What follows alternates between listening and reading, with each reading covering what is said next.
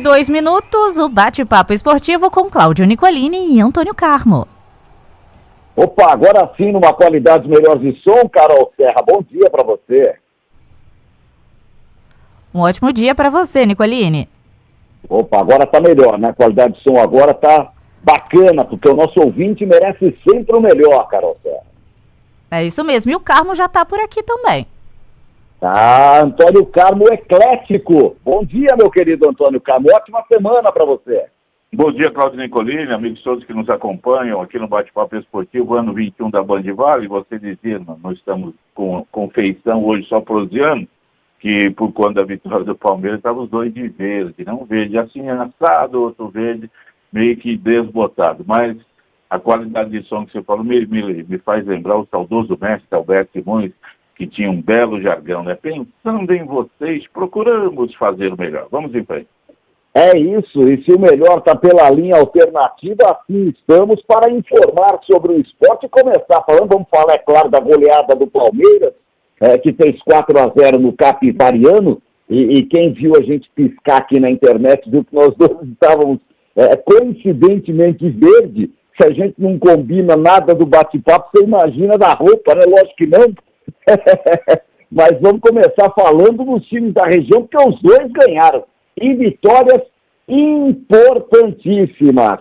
Começando pelo Taubaté, que abriu a rodada e venceu o forte Água Santa em Diadema por 3-2. Entra naquele rol das 3 grandes vitórias do campeonato até aqui. Uma vitória espetacular.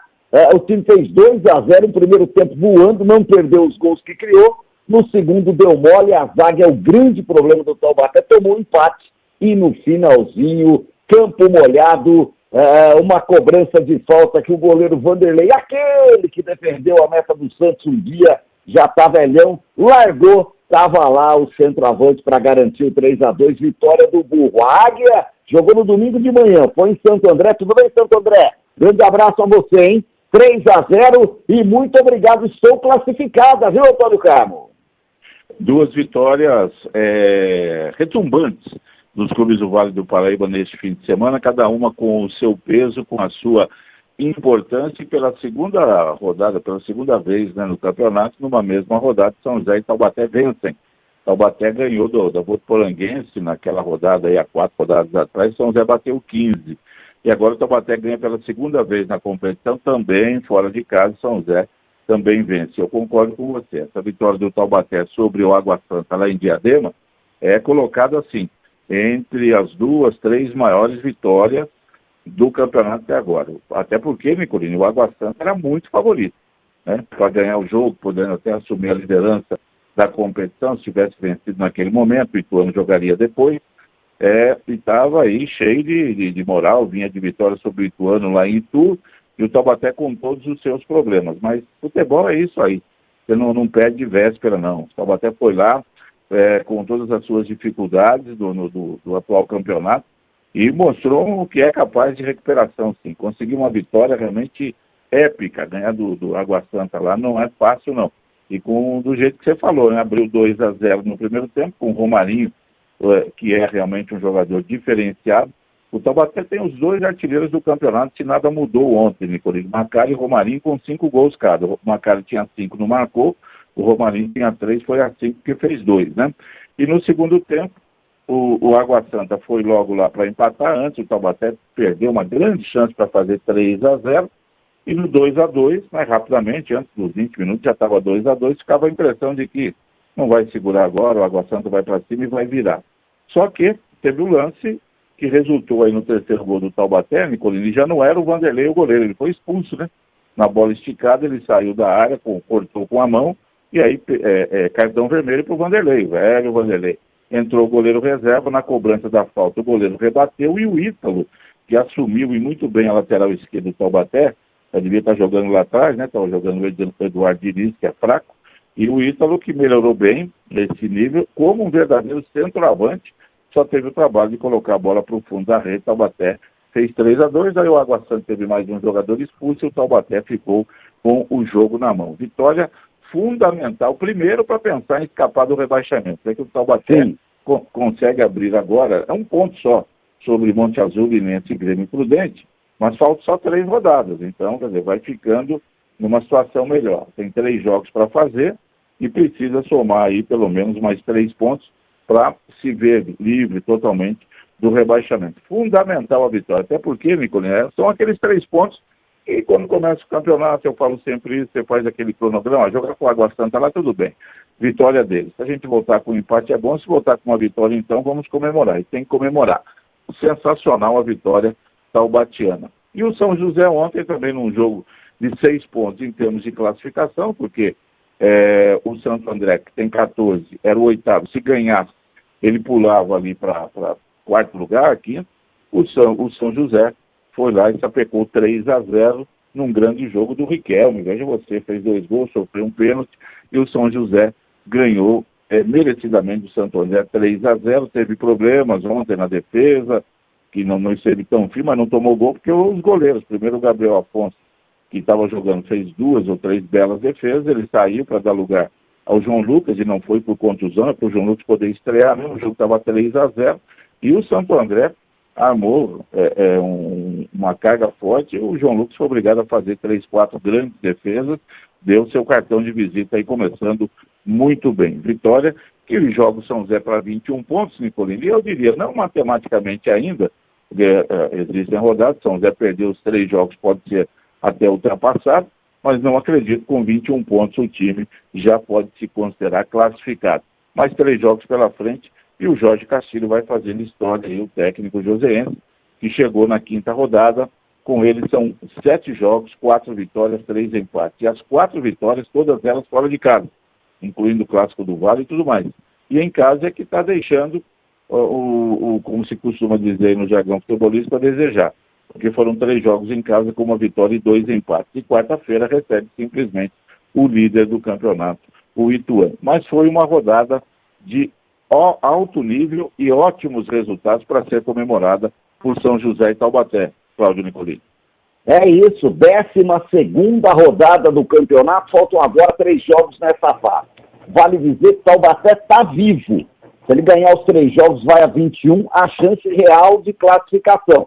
Dá para acreditar? Não dá muito, mas tem uma decisão quarta-feira e o torcedor tem que ir. Aí não tem desculpa. Taubaté e 15 de Piracicaba, Joaquimzão, quarta-noite, Antônio Carlos. É jogo para a torcida aí e empurrar o time. Esquece que não ganhava de ninguém, esquece que ficou 8 jogos sem ganhar, esquece que o Coelho não era técnico, foi uma invenção malfadada, esquece que o Léo Silvério estava afundando o time, esquece tudo. É o time do Fael, é o burro da Central, e se ganhar do 15 de Piracicaba, vai brigar nas 2 últimas rodadas para tentar se classificar e já não cai mais.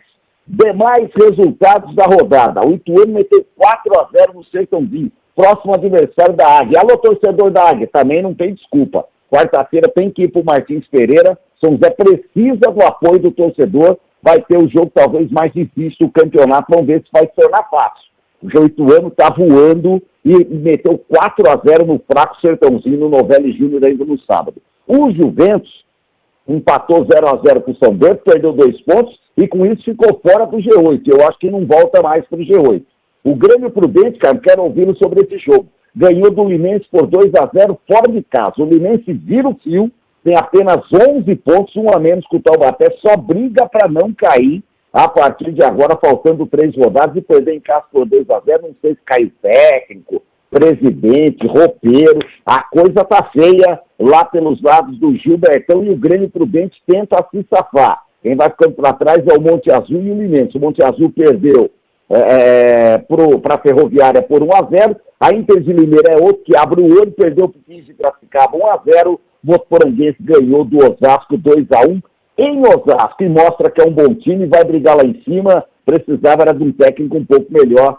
Saiu o Paulo Roberto, que não deu liga, chegou o menino lá que está fazendo a Votuporanguense jogar bem, é 5ª colocada, tem 21 pontos junto com o São José, e para mim daí para cima já está definido, a briga daí para baixo, viu, Antônio Carlos? Tem muita coisa ainda para acontecer, mas, por exemplo, lá embaixo, né, Nicolas, sem dúvida alguma, o São Bento já caiu. Ontem ele apenas adiou o seu rebaixamento, né, matemático. Ele tem 2 pontos, só chega com 3 jogos a realizar, ele só chega a 11, ele tem que ganhar os 3 e torcer para que Grêmio Prudente, Linense e Monte Azul, que tem 11, nenhum deles faça um pontinho sequer. Então, já caiu o São Bento. E a briga, o Grêmio Prudente ganhou o seu primeiro jogo no campeonato, vai pegar o Água Santa, quarta-feira, lá em Diadema. Linense, Monte Azul, Taubaté e Inter de Limeira, esses são os times ameaçados hoje ainda pelo rebaixamento. É bom lembrar, o Taubaté ele pega na penúltima rodada o São Bento fora de casa e na última o Grêmio Prudente em casa. Então, quer dizer, tem um jogo teoricamente fácil, não pode dar bobeira como deu o Juventus ontem, empatar em casa, né, com o São Bento, jogou 2 pontos fora, e na última rodada um confronto direto, se ainda tiver assim, contra o Grêmio Prudente. Mas, acho que primeiro o Taubaté tem que pensar nisso, tomar ponto a ponto, para fugir de qualquer ameaça de rebaixamento, que ainda existe, e se der certo com as 3 vitórias, pode pensar sim em classificação, chegando a 21 pontos. Hoje ele já não, São José e Votuporanguense estão com 21, Nicolino, o Taubaté não alcança os dois mais pelo número de vitórias. Sim. São José e Votuporanguense tem 6, o Taubaté só chegaria a 5, né? Mas aí brigaria então do 6º, 7º, 8º lugar. Vamos ver o que pode acontecer, mas acho que é muito longe, a gente tem que pensar jogo a jogo, e quarta-feira vem o 15 de Piracicaba. Sobre torcida, você falou bem, quarta-feira, Nicolino, não tem disputa. São José está prevendo 5 mil torcedores, está disponibilizando 5 mil ingressos, porque é um jogo, né, extraordinário do São José, para garantir matematicamente a classificação contra o líder do campeonato, vem de uma vitória, né, extraordinária aí fora de casa contra o Santo André, e o torcedor da Águia tem ido numa média de 2.500 torcedores no jogo. Então, um time desse precisa do apoio da torcida. O Taubaté, nessas circunstâncias que você citou, esquece os problemas, tem que pensar no momento. O momento é bom depois dessa grande vitória, e com o Fael Júnior, o time só perdeu na estreia dele para o São José depois, 2 vitórias e 2 empates. Então, quer dizer, ele conseguiu em 12 pontos ganhar 8, deu uma melhorada no time aí. Então, o jogo contra o 15, quarta-feira, também é fundamental para escapar de vez do rebaixamento, e em ganhando, aí começa a pensar se pode ainda buscar uma vaga lá de classificação, né? Ainda depende desse jogo aí. E o torcedor taubatiano também não tem desculpa, não. É hora de apoiar o time, porque as cidades aí do interior têm que mostrar. Queremos o futebol na cidade, isso tem que ser mostrado em todos os lugares. E sobre o Linense que você falou, Nicolino, ele faz 9 rodadas que não ganha. Ele ganhou na primeira e na terceira. Ganhou o São José na primeira rodada e o Monte Azul na terceira. Havia perdido na segunda. E de lá para cá, 9 jogos sem vencer. Por isso foi despencando na tabela, chegou a ser líder e foi despencando. Só tem 2 vitórias, tem 11 pontos. E acho que o Linense é o time, junto com o Monte Azul. Até você me mandava uma matéria que saiu, a coisa está toda bagunçada lá internamente. A SAF lá do pai do Neymar não está dando certo, os jogadores têm que se virar por conta própria, não tem estrutura, e não sei como é que subiu ano passado. E o Monte Azul vai pegar o Juventus quarta-feira em casa, mas o Monte Azul também vem despencando, apesar de ter empatado com o São José no Beto Pereira, com o Taubaté no Joaquinzão, nos 2 jogos empatou lá na Bacia das Almas, conseguiu pontinho importante, roubou 2 pontos do São José, 2 pontos do Taubaté, né? Não deixou esses times ganharem os jogos, mas não me parece com força para também escapar, não. Vamos ver essa reta final. E na parte de cima, 5 times, eu diria, já classificados: Ituano, Ferroviário, Água Santa, São José e Votuporanguense, e tem 3 vagas aí sendo disputadas com pelo menos uns 7 ou 8 postulantes, viu, Nicolino? É isso, o Sertãozinho tem vantagem, é o 7º colocado com 16 pontos, mas tem um jogo a menos. Um jogo a menos, justamente Sertãozinho. Contra o Monte Azul. Né? Então, assim, pode tanto complicar a vida do Monte Azul, né, como garantir aí a classificação. Se ele consegue essa vitória, já teria 19, seria o 6º colocado. Eu acho que a briga, Antônio, acho que o 15 de Piracicaba dificilmente não classifica com 18 pontos. A briga é Sertãozinho, Osasco, Santo André e companhia ali de baixo, Juventus, Inter de Limeira e Taubaté. A rodada 13ª, olha só os confrontos, quarta-feira. Santo André e Sertãozinho, jogo de 213 pontos no Ramalhão. Né? Quem ganhar fica no G8, se empatar pode ficar os 2 fora. Monte Azul e Juventus. Se o Juventus quer alguma coisa, quer se classificar, tem que ganhar do Monte Azul lá. Se o Monte Azul perder em casa, vira o fio. E se o Monte Azul ganhar, praticamente escapa do rebaixamento, Antônio Carlos. Água Santa e Grêmio Prudente. Grêmio Prudente ganhou, aleluia, ganhou a primeira do campeonato, na 12ª rodada, salve, salve. Pega nada mais, nada menos que o Água Santa, que joga novamente em casa. Perdeu para o Taubaté, não vai querer perder para o Grêmio Prudente.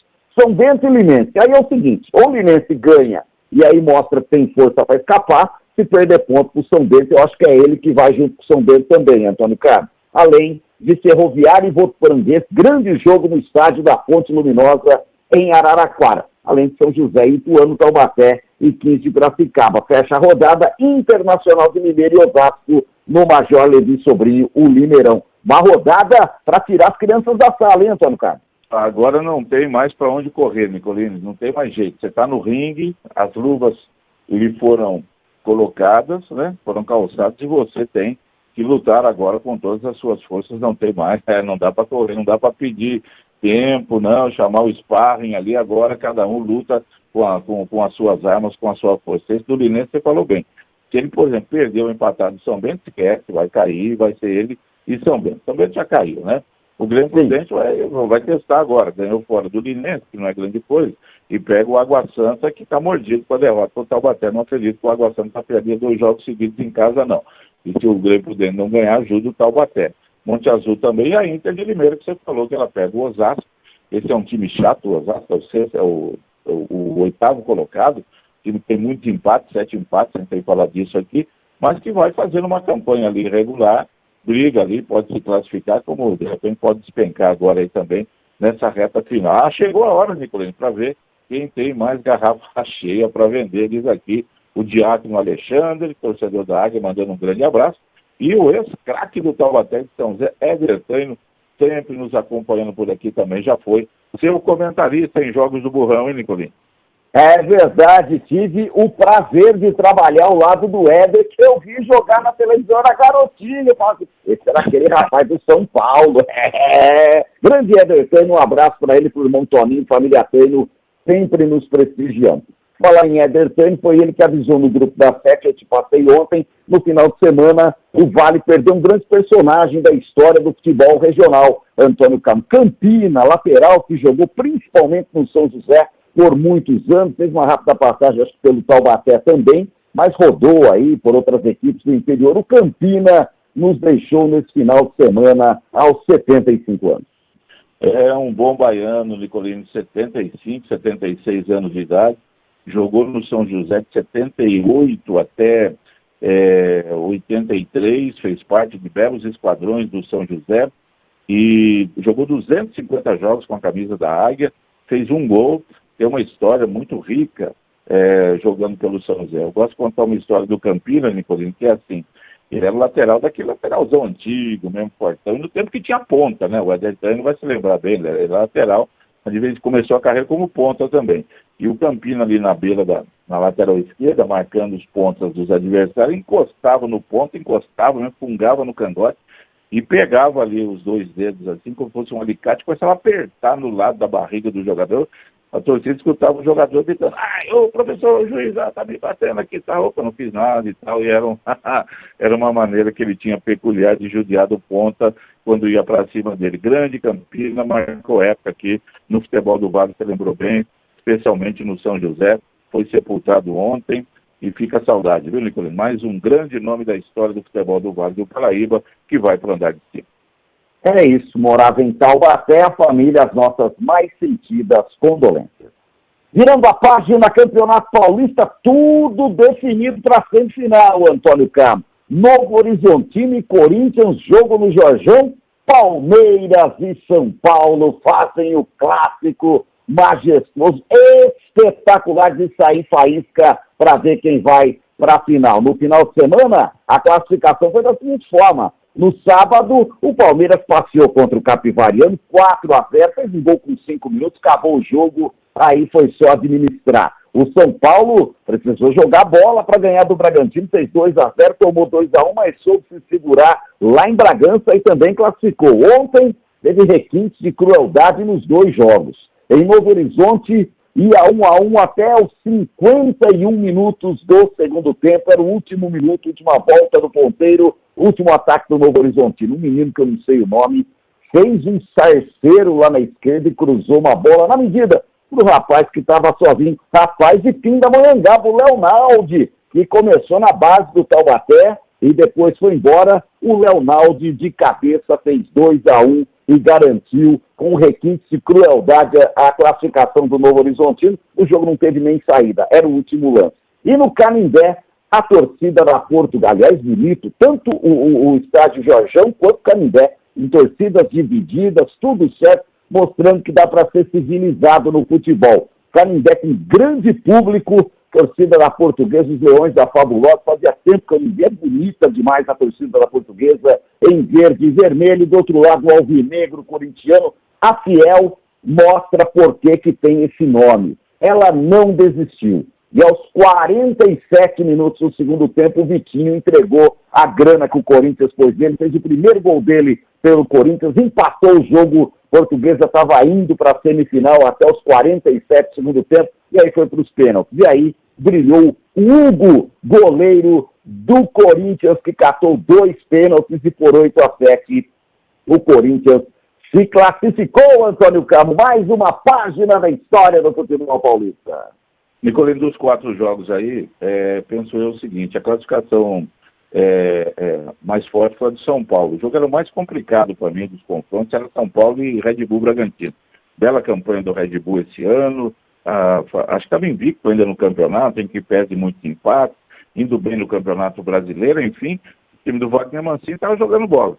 E o São Paulo cresceu muito, está invicto aí a 7 jogos, mas era o confronto mais equilibrado para mim. E foi em Bragança Paulista. E o São Paulo conseguiu abrir 2-0, tomou um gol, segurou, ficou...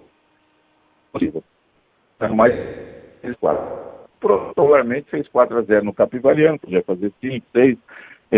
A diferença é gigantesca e dessa vez não teve parmeirada, né? O Palmeiras não se atrapalhou com um time pequeno e sobrou no jogo, ganhou com facilidade, como era de se esperar, era obrigação.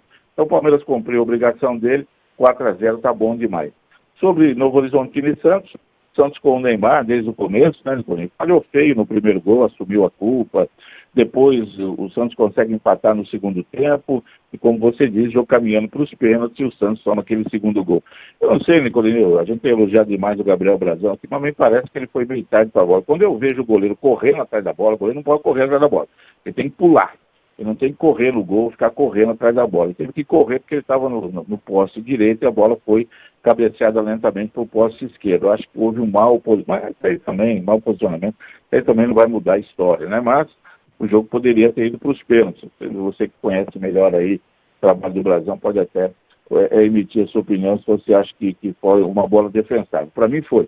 Né? E acabou complicando a vida do Santos, que realmente não tem folga, né? Então o Santos não tem folga, não tem tranquilidade, começa mais uma semana aí sem ter o que fazer no Campeonato Paulista, já está fora, vai para 10, 11 anos que não chega, que não disputa o título do Campeonato Paulista, que a situação realmente não está boa pelos lados do Santos, que tem aí o Copa do Brasil, o Campeonato Brasileiro, Sul-Americana para jogar, pensando em longo prazo aí ainda até o fim do ano. E o Paulista, que poderia dar ao torcedor santista de novo o gostinho de um título, fica já pelo caminho. E Portuguesa e Corinthians adora, né? Quando é Portuguesa, que todo mundo gosta, é porque estava ganhando do Corinthians, e ganhar do Corinthians sempre é bom, e estava ganhando. E já no primeiro tempo, né, Nicolino, o rapaz tinha perdido um pênalti lá, o René, que o Hugo já havia defendido. E aí, logo depois, o Português faz 1-0. O Português jogou melhor, praticamente o jogo inteiro, mas recua muito no final do jogo.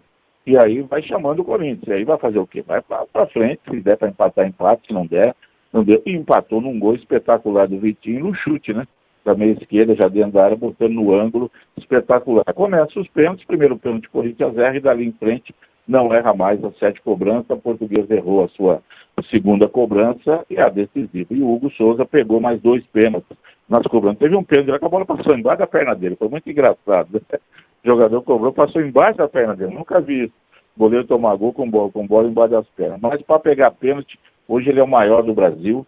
E olha, Nicolino, dos contratados do Corinthians, o Depay tem mais nome. Mas o Hugo Souza foi a maior contratação do Corinthians. Perdeu o Cássio, perdeu o Carlos Miguel, estava sem goleiro, estava largado. Aparece o Hugo Souza aí, quietinho, que não tinha saído bem do Flamengo, não. E o homem se transforma no novo Gilmar dos Santos Neves, no novo Dida, no novo Cássio aí do Corinthians. E ele já defendeu 16, 17 pênaltis, que é isso, com a camisa do Corinthians, em 2 anos. É um pegador nato de pênalti. Quando a decisão vai para os pênaltis, o torcedor do Corinthians já sorri, porque não, com o goleiro lá nós não vamos perder. E já ganhou algumas decisões aí com o Corinthians, e em bola rolando também. Já pegou pênaltis importantes, decisão do Campeonato Paulista do ano passado, bola rolando, o Rafael Veiga bateu o pênalti, ele pegou, enfim.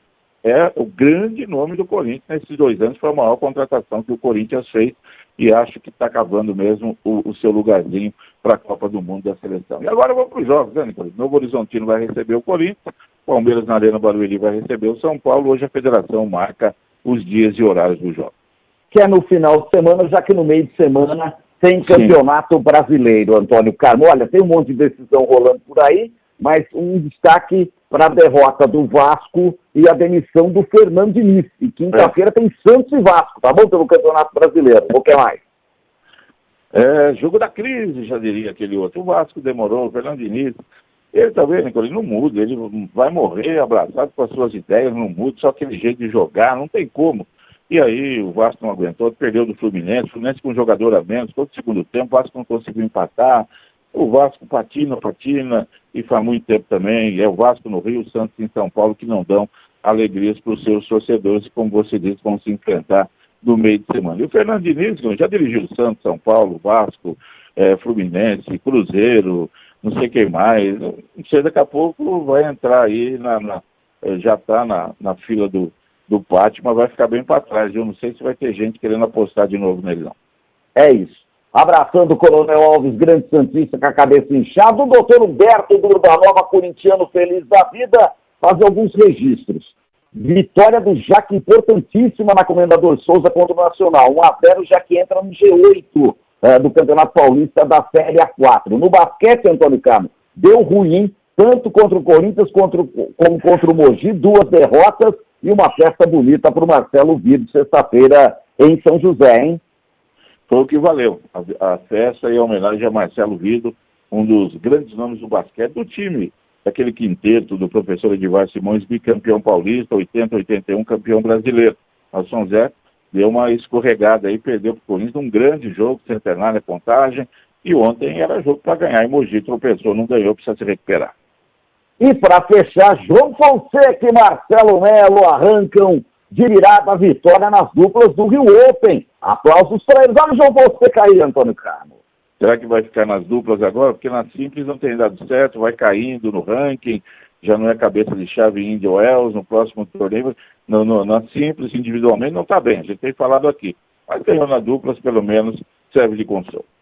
Muito bom, Antônio Carmo. Vamos nessa, amanhã a gente volta para bater mais um papo, falar de esporte, que a semana é cheia, acabou o carnaval, agora é para valer, Antônio Carmo. Grande abraço. Sinal de que você estará por aqui. Grande abraço, Cláudio Nicolini, para você, aos amigos todos que nos honram sempre com audiência aqui no Bate-Papo Esportivo. Ótima semana, hein, gente? Até mais.